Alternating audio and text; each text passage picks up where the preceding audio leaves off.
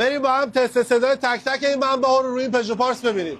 ماشین هدرز مکش داره با یه ریم اپ 230 بنزی 705 سایلنسر 220 بنزی 720 سایلنسر، یه منبع خاص و خفن،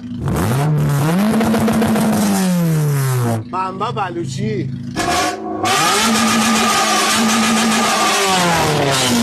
106 سایلنسر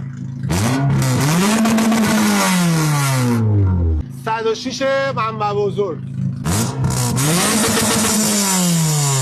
این هم تست صدای منبع دستسازمون